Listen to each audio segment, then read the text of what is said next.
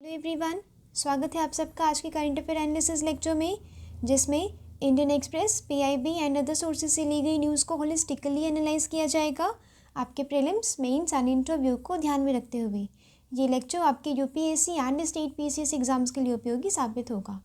Lecture से related value addition के PDF Telegram channel पर मिल जाएगी, जिसके लिंक मैं नीचे डिस्क्रिप्शन बॉक्स में दूंगी। वहाँ जाना है, ज्वाइन करना है चैनल डेली करंट अफेयर की पीडीएफ्स के लिए। स्टार्ट करते हैं आज का लेक्चर भी एक मोटिवेशनल कोट से। Take risk in your life, if you win you can lead, if you lose you can guide. ठीक है, आपकी मेहनत कभी भी वेस्ट नहीं जाएगी। ठीक है, मेहनत जो होती है ना वो रिटर्न करके ही देती है, इसीलिए आपको मेहनत लगातार करते रहनी है। मैं महिमा मिश्रा प्रेजेंट करती हूँ आज का Indian express newspaper analysis. Index देखते हैं क्या पढ़ना है और क्यों पढ़ना है। बिल्किस बानो से रिलेटेड एक सुप्रीम कोर्ट की रूलिंग आई है, जिसमें सुप्रीम कोर्ट ने rule of law versus liberty में रूल ऑफ लॉ को प्रिवेल रखा है। ठीक है, क्योंकि क्या हुआ था, गुजरात गवर्नमेंट ने बिल्किस बानो केस, आपको पता होगा गोधरा के टाइम पे क्या हुआ था, एक महिला का गैंग रेप एंड मर्डर हुआ था। ठीक है, उसके लिए गुजरात गवर्नमेंट ने उन 11 पर्सन को क्या किया था, रिमिशन दे दिया था। रिमिशन मतलब क्या होता है, जो उनकी सज़ा थी उसे उसका समय कम कर दिया गया, रिड्यूस कर दिया गया। ठीक है, तो जो सुप्रीम कोर्ट है उन्होंने कहा है कि रिमिशन नहीं किया जाएगा, कि रूल ऑफ लॉ प्रिवेल करेगा, लिबर्टी नहीं प्रिवेल करेगी अगर दोनों में कॉन्फ्लिक्ट होता है तो। ठीक है, नेक्स्ट हम पढ़ेंगे 7 प्रोडक्ट्स फ्रॉम जो उड़ीसा के 7 प्रोडक्ट्स ऐसे हैं जिन्हें जीआई जोग्राफिकल इंडिकेशन टैग मिला है। ये भी पढ़ना बहुत ही ज़्यादा इम्पॉर्टेंट है आपके प्रीलिम्स के लिए भी। स्टेट पीसीएस के जितने भी एग्ज़ाम्स होते हैं एंड जो यूपी पीसीएस आरओ एग्ज़ाम जो एग्ज़ाम आ रहा है ना, उसके लिए भी इम्पॉर्टेंट है। एक महीने पहले से कोई जो एक महीने पहले की न्यूज़ होती है ना, उसमें से क्वेश्चन बनते हैं। नेक्स्ट हम देखेंगे के शेप्ड रिकवरी। यहाँ पे एसबीआई ने एक अपनी रिपोर्ट जारी की है, जिसके तहत कहा गया है कि जो इनकम इनइक्वालिटी है वो रिड्यूस हो रही है, बट के शेप रिकवरी हमारी इकोनॉमी अभी भी देख रही है। पढ़ेंगे क्या होती है ये। उसके बाद देखेंगे जिनी कोफिशिएंट, ये भी इम्पॉर्टेंट है आपके प्रीलिम्स पॉइंट ऑफ व्यू से। इकोनॉमिक्स का बहुत ही बेसिक कॉन्सेप्ट है जो चीज़ याद रखनी है। फर्स्ट न्यूज़ से स्टार्ट करेंगे। Abuse of power, SC scraps release of Bilkis case, rape murder convicts. ठीक है, यहाँ पे जो 2020 अगस्त 2022 को रिमिशन दे दिया गया था। पढ़ना हमारे लिए इम्पॉर्टेंट है rule of law versus right to liberty, बहुत ही ज़्यादा इम्पॉर्टेंट है। ऐसे प्रीलिम्स में कॉन्सेप्चुअल क्वेश्चन भी पूछे जाते हैं, रूल ऑफ लॉ पे भी पूछा गया है और लिबर्टी पे भी पूछा गया है। ठीक है, ये कॉन्सेप्ट क्लियर होने ज़रूरी हैं और जीएस पेपर 2 में इसका क्वेश्चन बन सकता है। ठीक है, अगर क्वेश्चन बना तो आप ये वाला रीसेंट एग्जाम्पल आप ज़रूर उसमें मेंशन करेंगे। While questioning the Gujarat's government decision to grant remission to the convicts in the Bilkis Bano case, Supreme Court ने एक्नॉलेज किया है importance of personal liberty as a fundamental right under 21 of the Constitution, but also sought to address the question whether the rule of law can prevail over it। यानी कि Supreme Court ने ये चीज़ recognise की है, ये चीज़ acknowledge की है कि आर्टिकल 21 में जो लिबर्टी है, राइट टू लिबर्टी है, ये एक फंडामेंटल राइट है, मौलिक अधिकारों में से एक है। ठीक है, आर्टिकल 21 राइट टू लाइफ में। बट यहाँ पे एक क्वेश्चन आया है कि अगर राइट टू लिबर्टी में और राइट और जो रूल ऑफ लॉ है, अगर उसमें कोई कॉन्फ्लिक्ट होता है तो प्रिवेल कौन करेगा। ठीक है, ये बहुत बेसिक चीज़ है जो जाननी ज़रूरी है। Defined by architect of Massachusetts constitution of 1780 Johns Adam as a government of laws and not of man. यहाँ पे रूल ऑफ लॉ का क्या मतलब है, गवर्नमेंट होगी, सरकार होगी किसकी, कानून की, आदमियों की नहीं होगी। ठीक है, यहाँ पे कोई अपनी आर्बिट्ररी पावर नहीं दिखा पाएगा। The rule of law is a concept that act as a check to the executive's lawlessness. ठीक है, जो कभी कभी ना कानून के पार चले जाते हैं, कभी कभी एग्जीक्यूटिव्स खुद ही। ठीक है, जैसे कि आपने एनकाउंटर्स जब भी होते हैं तो उससे रिलेटेड एडिटोरियल्स में पढ़ा होगा कि ये रूल ऑफ लॉ का उल्लंघन है। तो रूल ऑफ लॉ का मतलब क्या होता है कि कानूनन जितनी भी प्रक्रिया है उस प्रक्रिया से कार्यवाही की जाएगी। ठीक है, अब कानून जैसे कि स्टेट अपने हाथ में कानून नहीं लेगा, इसे कहते हैं रूल ऑफ लॉ।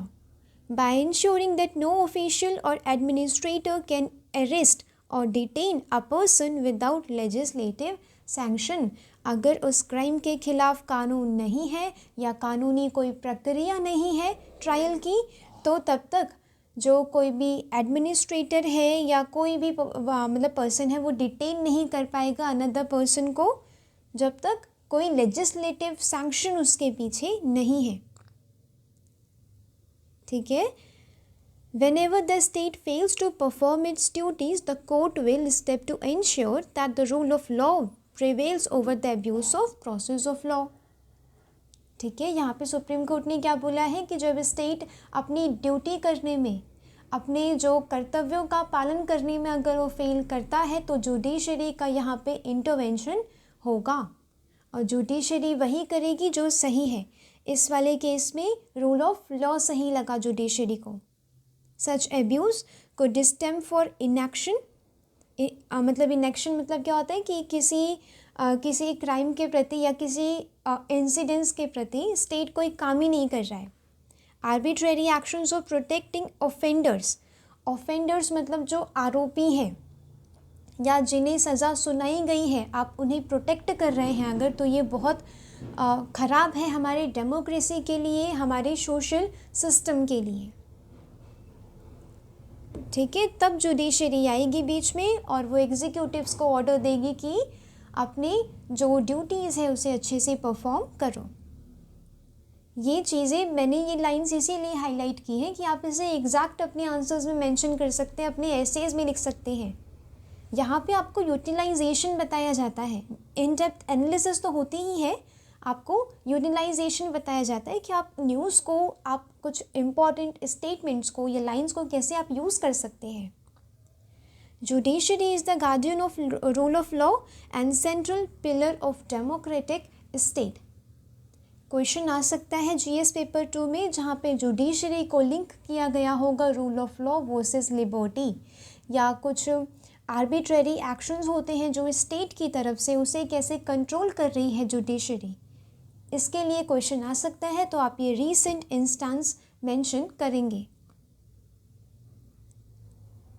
ठीक है, importantly rule of law means no one, चाहे वो हाई हो या लो हो, कोई भी कानून के ऊपर नहीं रहेगा।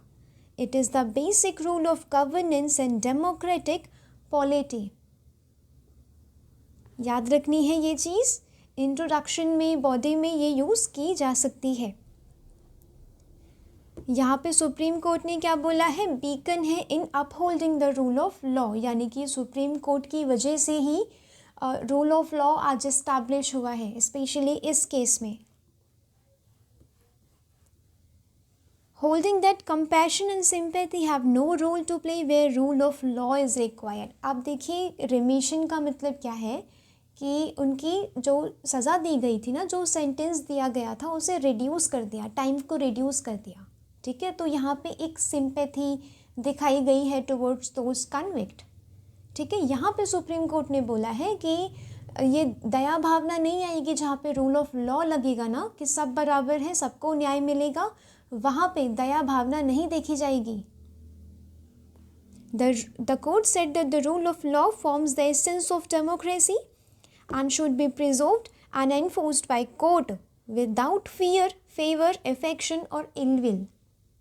यानी कि यहाँ पे सुप्रीम कोर्ट ने कहा है कि डेमोक्रेटिक एस्पिरेशंस को फुलफिल करने में रूल ऑफ लॉ का एक बहुत बड़ा रोल है जो इंश्योर करेगी जुडिशरी। ठीक है, और जब तक जुडिशरी हमारी बिना किसी फियर, फेवर एंड बिल्कुल इल विल के काम कर रही है ना, तब तक हमारे स्टेट को कोई नुकसान पहुंच ही नहीं सकता।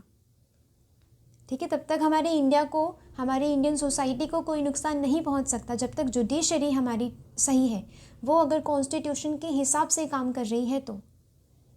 ठीक है, चाहे सरकार किसी की भी हो, जुडिशरी का स्ट्रेंथन होना ज़रूरी है। Citing the words of late Justice V.R. Krishna Iyer, the Supreme Court said that the finest hour of the rule of law is when the law disciplines life and matches the promise with performance। यानी कि यहाँ पे क्या बोला है supreme Court ने, supreme Court ने क्या किया है, वो कृष्णा अय्यर की एक स्टेटमेंट को यहाँ पे कोट करते हुए कहा है कि रूल ऑफ लॉ मैच करना चाहिए हमारी लाइफ से with the promise with performance. यानी कि हम जितना हम थ्योरी में कहते हैं क्या हम उतना एक्ट भी करते हैं रियल लाइफ में। ठीक है, ये चीज़ यहाँ पे बोली थी इन्होंने। Adding that the justice should remain loyal to the rule of law. यानी कि जो रूल ऑफ लॉ के ही अकॉर्डिंग जस्टिस होना चाहिए, सबको न्याय मिलना चाहिए। Rejecting the convicts plea for protection of liberty, the court held that the rule of law must prevail।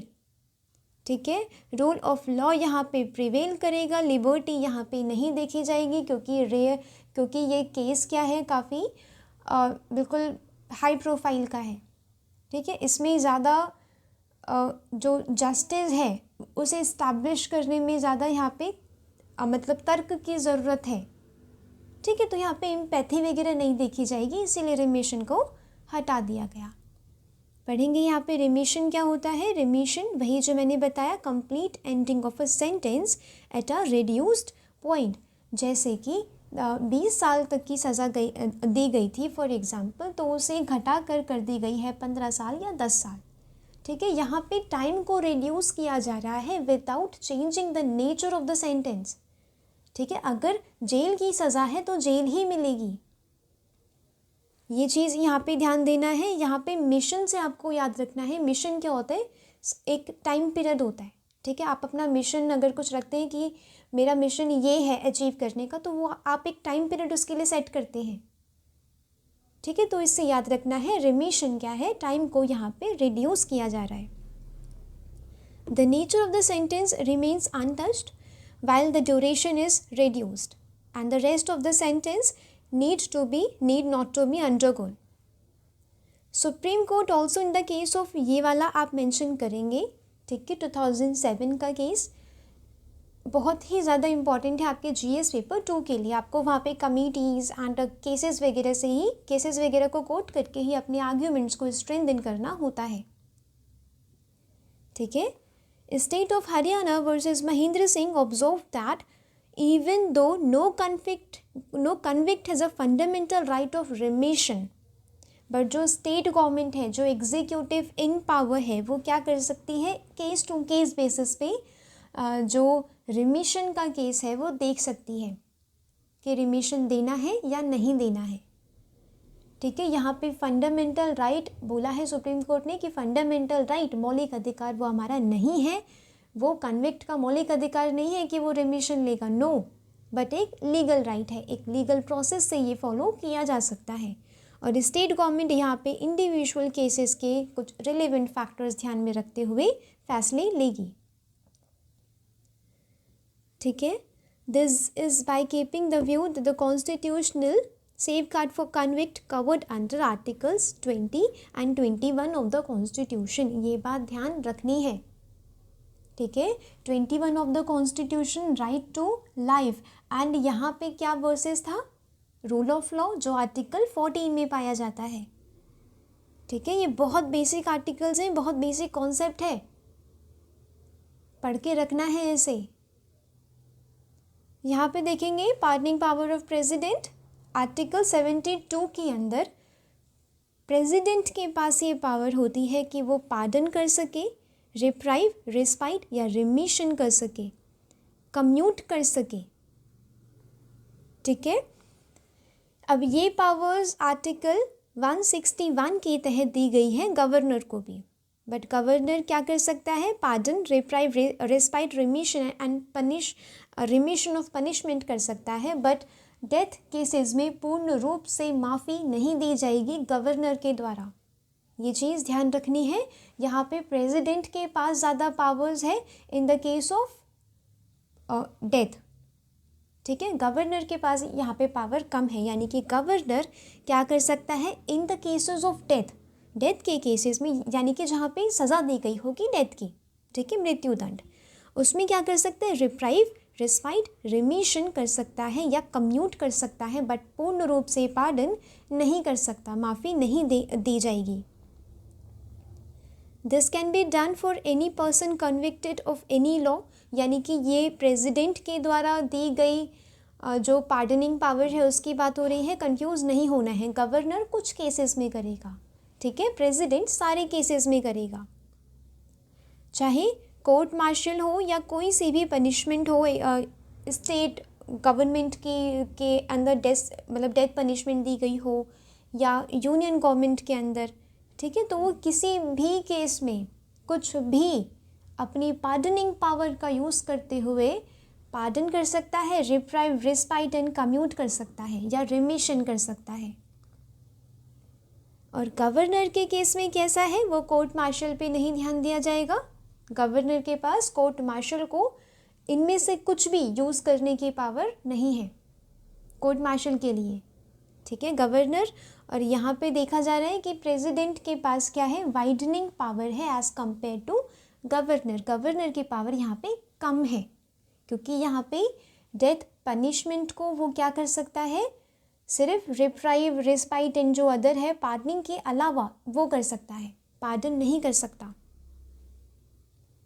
Statutory power क्या है रिमिशन की, ये कोड ऑफ क्रिमिनल प्रोसीजर यानी कि CRPC के तहत पाया जाता है, यानी कि सेंटेंस को, जो भी सज़ा दी गई है उसके कुछ पार्ट को यहाँ पे कैंसिल कर दिया जाएगा, ठीक है। अगर 10 साल की सज़ा है, 7 साल यहाँ पे कर दी गई है, तो 3 साल क्या किया, यहाँ पे रिड्यूस कर दिया गया, टाइम कैंसिल कर दिया गया। सेक्शन 432A के तहत ये आता है, अप्रोप्रिएट गवर्नमेंट में सस्पेंड और रिमिट अ सेंटेंस, ठीक है, जो अप्रोप्रिएट गवर्नमेंट होगी वो यहाँ पे रिमिट कर सकेगी, बट यहाँ पे जुडिशियल रिव्यू स्टिल है, ये पावर जुडिशियल रिव्यू के बियॉन्ड नहीं है, ठीक है। तो यहाँ पे सुप्रीम कोर्ट ने बिल्किस बानो केस में कहा है कि वो बिल्कुल आर्बिट्रेरी पावर का यूज़ करते हुए स्टेट गवर्नमेंट ने एंड गवर्नर ने क्या किया था, रिमिशन दिया गया था। मीनिंग ऑफ द टर्म्स, ये वाला मैंने आपको कुछ समझाया है। पार्डन क्या होता है, कम्प्लीटली ये माफ़ी दे दी, सारी डिस्क्वालिफिकेशन से, पनिशमेंट, सेंटेंसेस जितने भी थे सबसे वो माफ़ी दे दी गई। कम्यूटेशन का यहाँ पे आपको ध्यान देना है। कम्यूटेशन क्या होता है, लाइटर सेंटेंस देना जैसे कि डेथ सेंटेंस दिया गया था, राइट, उससे हमने क्या किया, जेल में हमने सेंड किया उन कन्विक्ट्स को। यहाँ पे क्या है, सेंटेंस को थोड़ी लाइटर फॉर्म में, हल्की फॉर्म में दिया जा रहा है, ठीक है, ये चीज़ ध्यान रखना है। कम्यूटेशन से आपको याद रखना है, म्यूट होता है ना, म्यूट, शोर वाली जेल से क्या किया, शांत वाली जेल में भेज दिया, तो यहाँ पे थोड़ी हल्की पनिशमेंट है, आपको म्यूट से याद रखना है कम्यूटेशन, ये चीज़ें नहीं भूलनी है, बहुत बेसिक है ये। रिमिशन मैंने आपको अभी समझाया, पीरियड को रिड्यूस कर दिया, ठीक है, जैसे कि रिगोरियस इम्प्रिजनमेंट थी 5 ईयर की, तो उसे 1 साल की कर दी। रिस्पाइट यहाँ पे क्या है, लेसर सेंटेंस दिया जाता है, कुछ फैक्चुअल इंफॉर्मेशन का, कुछ रिलेवेंट फैक्ट को ध्यान में रखते हुए, ठीक है, जैसे कि प्रेगनेंसी ऑफ द कन्विक्ट और अ वुमेन ऑफेंडर, ठीक है, जो वुमेन ऑफेंडर है ना, वो उनकी प्रेगनेंसी है या फिर कुछ डिसेबिलिटी है किसी पर्सन की, तो उसको ध्यान में रखते हुए यहाँ पे रिस्पाइट दे दिया गया, ठीक है। लेसर सेंटेंस यहाँ पे दिया जा रहा है, रिस्पाइट किसमें, कुछ डिसेबिलिटीज़, कुछ फिजिकल डिसेबिलिटीज़ को ध्यान में रखते हुए। यहाँ पे एम्पैथी का कॉन्सेप्ट आता है, ठीक है। रिप्राइव क्या होता है, it implies a stay of the execution of a sentence, यानी कि सज़ा मतलब चल रही है या होने वाली है, उसमें क्या होता है, सज़ा को एग्जीक्यूट करने से पहले क्या ले लिया, स्टे ले लिया, स्पेशली ये डेथ के सेंटेंसेस में देखा जाता है। टेम्प्रेरी पीरियड के लिए स्टे लगा दिया गया ताकि कन्विक्ट को टाइम मिल जाए प्रेसिडेंट से पार्डन वो मतलब माफ़ी मांगने के लिए या फिर कम्यूट करने के लिए, ठीक है, कम्यूटेशन करने के लिए, ताकि जो कन्विक्ट है वो प्रेसिडेंट को एप्लीकेशन भेज सके इसके तहत। ये चीज़ ध्यान रखनी है, बहुत ही ज़्यादा इम्पॉर्टेंट टर्म्स हैं आपकी जीएस पेपर 2 के लिए, और पॉलिटी का बहुत ही बेसिक कॉन्सेप्ट है। नेक्स्ट न्यूज़ है जोग्राफिकल इंडिकेशन टैग। 7 प्रोडक्ट्स हैं ओडिशा के जो आपको याद रखना है प्रीलिम्स के लिए भी, आप कोई भी एग्ज़ाम दे रहे हो उसके लिए ये इंफॉर्मेशन मैटर करती है, ठीक है। देखेंगे जोग्राफिकल इंडिकेशन टैग क्या होता है। एक टैग होता है जो किसी प्रोडक्ट को उसके ओरिजिन के लिए दिया जाता है, जैसे कि कोई चीज़ ओडिशा में ओरिजिन है उसका, ठीक है, उसके बाहर वो कहीं नहीं बनती, सिर्फ ओडिशा के लोग बनाने में उसे माहिर हैं, तो उस प्रोडक्ट को क्या दिया जाएगा, जोग्राफिकल इंडिकेशन टैग दिया जाएगा। ये किसी ट्रेडर को नहीं दिया जाता, ये एरिया को दिया जाता है, क्योंकि उस प्रोडक्ट में कुछ ऐसी रीजन से रिलेटेड कुछ ऐसी इंट्रिंसिक क्वालिटीज़ हैं। दिया जाता है by department of promotion of industry and internal trade, ministry of commerce and industry के अंदर ये आती है। बहुत ही ज़्यादा इंपॉर्टेंट फैक्चुअल इंफॉर्मेशन है।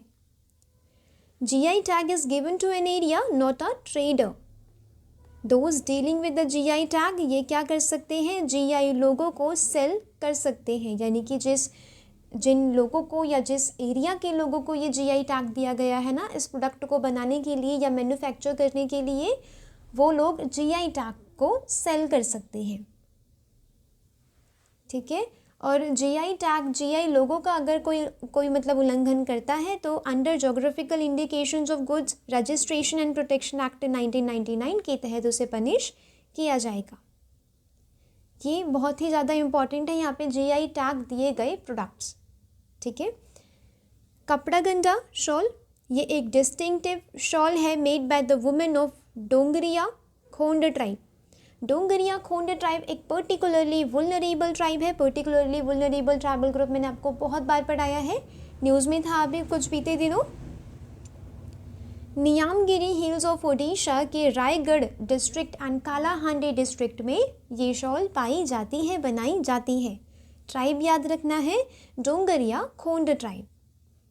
नेक्स्ट है कोरापुट काला जीरा राइस। काला जीरा इसमें इसका एरोमा एंड टेस्ट के लिए इसे ये वाला GI टैग दिया गया है। इसका कलर बिल्कुल काला होता है इस वाले चावल का, ठीक है, जैसे जीरा होता है, जीरा जिससे तड़का लगाते हैं वो बिल्कुल उसी के जैसा इसका कलर होता है। नेक्स्ट है लंजिया सोरा पेंटिंग। लंजिया सोरा पेंटिंग ये ऊपर दिखेगी आपको, ये देखिए ये वाली पेंटिंग, इसमें एनिमल्स ह्यूमन्स ऐसे बनाए जाते हैं, ठीक है। ये वाली होगी शॉल, ठीक है। इसमें क्या था, लंजिया सोरा कम्युनिटी, ये किसके द्वारा बनाई जाती है, लंजिया सोरा कम्युनिटी। ये भी एक PVTG यानी कि पर्टिकुलरली वुलनरेबल ट्राइबल ग्रुप है जो रहता है रायगढ़ डिस्ट्रिक्ट में, ठीक है। ये एक्सटीरियर मड वॉल्स ऑफ जो रेजिडेंसेस होते हैं ना उनके एक्सटीरियर वॉल्स पे, मड वॉल्स पे ये पेंटिंग की जाती है। इसे एडिटल भी कहते हैं, ठीक है। एडिटल छोटा सा फैक्ट है, याद रहेगा तो भी कोई बात नहीं, याद नहीं रहेगा तो भी कोई बात नहीं, ठीक है। द आर्ट वर्क फीचर्स इसमें कौन कौन होते हैं, human, trees, animals, birds and celestial objects यहाँ पे बनाए जाते हैं पेंटिंग में। सिमलीपाल काई चटनी, यहाँ पे चींटियों को पीस के चटनी बनाई जाती है, ठीक है। ये एक अलग प्रकार की चींटियाँ होती हैं जो ओडिशा वगैरह के एरियाज़ में पाई जाती है, सिमलीपाल में पाई जाती है। इनमें काफ़ी न्यूट्रिशन होते हैं, काफ़ी विटामिन्स होते हैं, तो इन चींटियों को मैनुअली ग्राइंड करके सिलबट्टे पे पीस के इनकी चटनी बनाई जाती है। कहाँ मिलती है, मयूरभंज। ये jungles of Mayurbhanj including Similipal में मिलेगी। सिमलीपाल क्या है, एशिया का सेकंड लार्जेस्ट बायोस्फीयर है, ठीक है। ये वाली फैक्चुअल इन्फॉर्मेशन भी याद रखनी है, इसीलिए आपको ना बिल्कुल चील की तरह आंखें रखनी होती हैं अपनी न्यूज़पेपर में कि कौन सा फैक्ट वो लोग कहाँ से पूछ लेना नहीं पता, इसीलिए न्यूज़ में आने वाली चीज़ों को आपको नहीं छोड़ना है। Boost immunity and prevent diseases, यानी कि वो इतनी न्यूट्रिशियस होती है कि वो इम्यून सिस्टम को भी स्ट्रेंथन करती है। नेक्स्ट देखेंगे उड़ीसा का खजूरी गुड़। ये खजूर के मतलब जो खजूर का क्या होता है, साप होता है ना, उससे बनता है ये गुड़, ठीक है, खजूर का जूस। इसे पताली गुड़ भी कहते हैं। It is dark brown in colour, पर शुगर केन जो गुड़ होता है ना, जो गन्ने से बनता है गुड़, उससे थोड़ा सा स्वाद इसका अलग माना जाता है, होता है। नयागढ़ कांटेई मुंडी ब्रिंजल, ये नयागढ़ कांटेई मुंडी ब्रिंजल है, ये रेजिस्टेंट है टू इंसेक्ट, ठीक है, और इसे बनाने में बहुत कम समय लगता है। धेन कनाल मगजी लड्डू, धेन कनाल मगजी लड्डू ये भैंस के दूध का बनता है, छेना जो बनाई जाती है ना, कॉटेज चीज़, उसका बनता है। ये मंदर सादंगी एरिया में पाया जाता है। धेन कनाल डिस्ट्रिक्ट, जो आज धेन कनाल डिस्ट्रिक्ट है, वहाँ के एरियाज़ में पाया जाता है। यहाँ पे देखेंगे काला जीरा राइस, ऐसा दिखता है, ठीक है, जीरा जैसा दिखेगा। नेक्स्ट है ये वो चीटियाँ हैं जिन्हें पीस पीस के चटनी बना दी गई है इनकी, ठीक है, ये काफ़ी न्यूट्रिशियस होती है, इसे कहते हैं सिमलेपाल काई चटनी। नेक्स्ट ये उड़ीसा का खजूरी गुड़ है, जो खजूर के साप से बनाया गया है। और ये है ब्रिंजल, ये ग्रीन कलर के ब्रिंजल होते हैं। हम आमतौर पे कौन कौन से ब्रिंजल देखते हैं, एक वो पर्पल कलर का जो होता है और एक वाइट कलर का, ठीक है, ग्रीन भी होते हैं, बट वो उनकी शेप थोड़ी लंबी सी होती है, ऐसी वो ना, उनकी शेप कुछ ऐसे वाली होती है, ठीक है, बट ये वाले ब्रिंजल थोड़े गोल गोल हैं और ग्रीन कलर के हैं। कौन सा है, नयागढ़ के कांटेई मुंडी ब्रिंजल। ये लड्डू धेन कनाल मगजी लड्डू, ये थोड़े नाम थोड़े अजीब से हैं पर याद रखने हैं, ठीक है, पूछे जाएंगे तो कंफ्यूज नहीं होना है कि अगर मुंडी कांटेई मुंडी आया है तो कहीं तमिलनाडु वगैरह में चला गया, नो, उड़ीसा का है, ठीक है, याद रखना है। धेन कनाल मगजी लड्डू, ये वही जो भैंस के दूध के छेना से बनाया गया है, वो वाला लड्डू है जो उड़ीसा में बनाया जाता है। नेक्स्ट इंपॉर्टेंट देखेंगे income inequality declines, says RBI research unit countering K-shaped eco-recovery claims. Income inequality decline हुई है with higher tax base, a shift in taxpayers from lower income to higher income tax bracket. जो जिनकी कभी lower income हुई मतलब हुआ करती थी, जो लो टैक्स पे करते थे, उनकी इनकम राइज हुई है और वो शिफ्ट हो गए हैं टू हायर, जो हायर इनकम एंड हायर मतलब टैक्स ब्रैकेट में। ये थोड़ा सा याद रखना है, जीएस पेपर 3 में काम का है। यहाँ पे कह रहे हैं के शेप्ड रिकवरी हो रही है। स्मॉल फर्म्स क्या हो रही हैं, लार्जर फर्म्स में शिफ्ट हो रही हैं। कंजम्पशन ट्रेंड वो जो है, जैसे कि rising trend of ordering from food platform जैसे कि Zomato of being indicative of vanishing inequality, जो छोटी छोटी फर्म्स है ना, वो लार्जर फर्म्स में कन्वर्ट हो रही हैं, शिफ्ट हो रही हैं। इससे ये देखा जा सकता है कि अपॉर्चुनिटीज़ उनके पास हैं, वो लोग यूटिलाइज कर रहे हैं और उन्हें आगे बढ़ने का अवसर मिल रहा है, ठीक है। इनइक्वालिटी यहाँ पे वैनिश हो रही है, ये चीज़ ध्यान रखनी है। About 36.3% of tax payers have moved from lower income to higher income tax bracket resulting in 21.3% additional income, ठीक है। ये एक डाटा आपके जीएस पेपर 3 में कोट करने के लिए काम का हो सकता है। Also 19.5% of small firms have transitioned into larger through MSME value chain integration and consumption of 90% of the population has increased by 8.2 lakh crore post pandemic. जो MSME का जो बॉटम 90% जो पॉपुलेशन है वो इंक्रीज हुई है, ठीक है, specially after post pandemic. Income inequality capture की जाती है by Gini coefficient, one of the most widely used measures है ऑफ इनकम इनइक्वालिटी। ये पढ़ेंगे जीनी कोफिशिएंट क्या होता है अभी, ठीक है। Of taxable income has decline significantly from 0. ये जो छोटी छोटी इन्फॉर्मेशन है, मतलब जो बिल्कुल पॉइंट में आता है ना, वो आप ना भी याद रखें तो भी चलेगा। बट हाँ, कोई ऐसा डाटा है जो बहुत इम्पॉर्टेंट है, जो बहुत कम रिलीज़ किया जाता है, वो आपको याद रखना है। के शेप रिकवरी क्या है? रिसेशन के बाद, रिसेशन का मतलब इकोनॉमी का एक डाउनफॉल समझ सकते हैं, ठीक है। रिसेशन के बाद क्या है? Different parts of the economy recover at different rates, times and magnitude, ठीक है। जो अलग अलग पार्ट्स हैं इकोनॉमी के, जैसे कि एमएसएमई में जो रिकवरी हो रही है या सर्विसेज सेक्टर में जो रिकवरी हो रही है, वो अलग अलग रेट, टाइम एंड मैग्नीट्यूड से रिकवर करती है, उसे कहते हैं के शेप रिकवरी। ये इसका जो इसकी शेप होती है ना, ये कुछ ऐसी देखी जाती है। ये बिजनेस साइकिल पीक है, ठीक है। यहाँ पे रिकवर किया सबने। यहाँ पे आ गया रिसेशन, रिसेशन देखिए माइनस में चल रहा है, ठीक है। यहाँ पे रिसेशन आया तो यहाँ पे दोनों ने डिक्लाइन किया, और यहाँ पे क्या है? कुछ पार्ट्स ऐसे ऊपर उठ गए, कुछ पार्ट्स ऐसे नीचे ही अभी स्टैग्नेंट हैं। ये के शेप रिकवरी मानी जाती है। जीनी कोफिशिएंट क्या होता है? के शेप में देखते हैं कि ये it leads to changes in structure of the economy.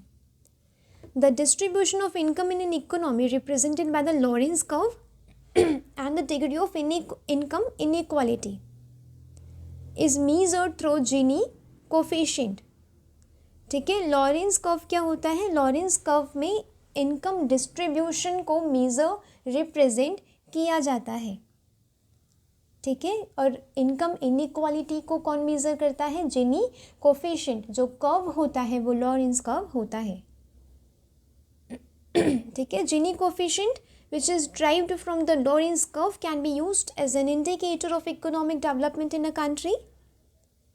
ये मेज़र करता है the degree of income equality in a population, ठीक है। ये चीज़ ध्यान रखनी है, पूछी जा सकती है। जीनी कोफिशिएंट कैन वेरी फ्रॉम 0, 0 को कहेंगे परफेक्ट इक्वालिटी है, 1 को कहेंगे परफेक्ट इनइक्वालिटी है, ठीक है। 0 का मतलब क्या होता है? Everyone has a same income, ठीक है, परफेक्ट इक्वालिटी है।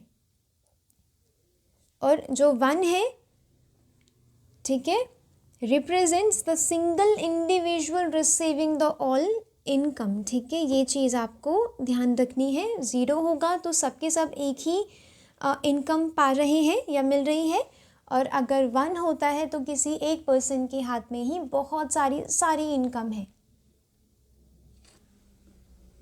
ये कर्व याद रखना है, ठीक है। ये ऐसे दिखता है जिनी कोफिशिएंट, ठीक है। ये 0 होगा तो परफेक्ट इक्वालिटी होगी, ये एक इनइक्वालिटी गैप है,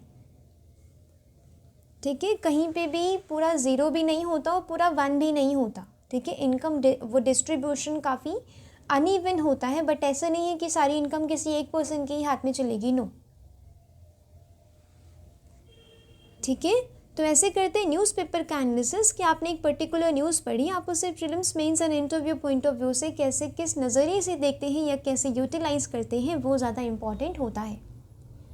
इसे सही मायने में बोलेंगे कि इन डेप्थ एनालिसिस हो रहा है न्यूज़पेपर का, वरना सिर्फ न्यूज़पेपर उठाएंगे तो सिर्फ 15 मिनट्स लगेंगे उसे कंप्लीट करने में, ठीक है। करंट अफेयर बहुत इंपॉर्टेंट है आपके एग्ज़ाम में, इसे उचित समय देना ज़रूरी है, जितना टाइम ये डिज़र्व करता है, ये बात आपको ध्यान रखनी है। आज के लिए न्यूज़पेपर में था बस इतना ही। मिलते हैं कल। लेक्चर से रिलेटेड वैल्यू एडिशन की PDF टेलीग्राम चैनल पर मिल जाएगी, जिसकी लिंक मैं नीचे डिस्क्रिप्शन बॉक्स में दूंगी। वहाँ जाना है, ज्वाइन करना है चैनल डेली करंट अफेयर के PDFs के लिए। ये आपको आज के आज ही नोट कर लेना है। मैंने जितनी भी इंपॉर्टेंट चीज़ बताई, specially mains point of view से, तो रूल ऑफ लॉ वर्सेस जो लिबर्टी, उस वाली एडिटोरियल में बहुत सारी इंपॉर्टेंट स्टेटमेंट्स थे, लाइन्स थी, ठीक है। वो आपको आज के आज ही नोट कर लेनी है, ताकि आपके पास खुद के बनाए हुए नोट्स हो जो एग्ज़ाम के 2 दिन पहले भी रिवाइज किए जा सकें। ये PDF आज खुलनी चाहिए, आज ही बंद हो जानी चाहिए। PDFs के पीछे नहीं भागना है, अपने नोट्स पे रिलाई करना है आपको, ठीक है। तो मिलते हैं कल। Thanks for watching, thank you so much.